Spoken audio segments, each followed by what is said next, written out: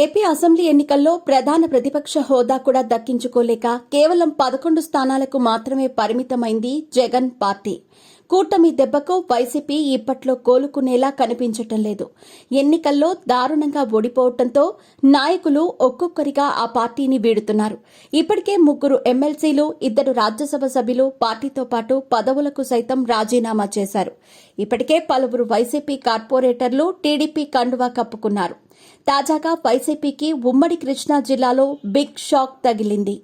Jaggayyapeta municipal chairman Rangapuram Raghavendra YSR Congress పార్టీకి good bye చెప్పారు.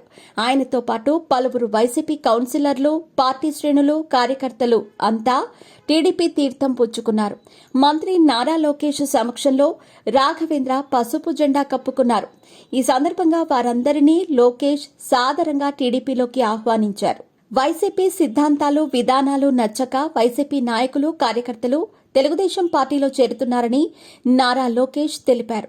సమిష్టిగా పనిచేసి జగ్గయ్యపేట మున్సిపాలిటీని అభివృద్ది చేస్తామని లోకేష్ హామీ ఇచ్చారు. ఇక జగ్గయ్యపేట మాజీ ఎమ్మెల్యే సామినేని ఉదయభాను సైతం పార్టీని వీడుతాననే జోరుగా ప్రచారం జరుగుతోంది. గత ఎన్నికల్లో తనతో పాటు పార్టీ కూడా ఓడిపోవడంతో ఆయన రాజకీయంగా సైలెంట్ అయ్యారు. పార్టీ కార్యక్రమాలకు సైతం సామినేని దూరంగా ఉంటున్నారు. ఈ క్రమంలోనే ఆయన వైసీపీకి గుడ్ బై చెప్పబోతున్నారనే సమాచారం అందుతోంది. ఆయన ఇప్పుడు పార్టీకి గుడ్ బై చెప్పాలని ఒక నిర్ణయానికి వచ్చినట్టు తెలుస్తోంది. చిరంజీవి కుటుంబంతో సన్నిహిత సంబంధాలుండటంతో జనసేనలో చేరతారనే ప్రచారం జరుగుతోంది. మాజీ మంత్రి బాలినేని శ్రీనివాసరెడ్డి సైతం పార్టీని వీడటానికి సిద్దమయ్యారని తెలుస్తోంది. ఆయన ఒంగోలు నియోజకవర్గ కార్పొరేటర్లు, ప్రజాప్రతినిధులతో సమావేశమయ్యారు. త్వరలోనే బాలినేని శ్రీనివాసరెడ్డి తన రాజకీయ భవిష్యత్తుపై కీలక ప్రకటన చేయనున్నారని ఆయన అనుచరులు చెబుతున్నారు. బాలినేని సైతం జనసేనలోనే చేరుతారనే ప్రచారం సాగుతోంది.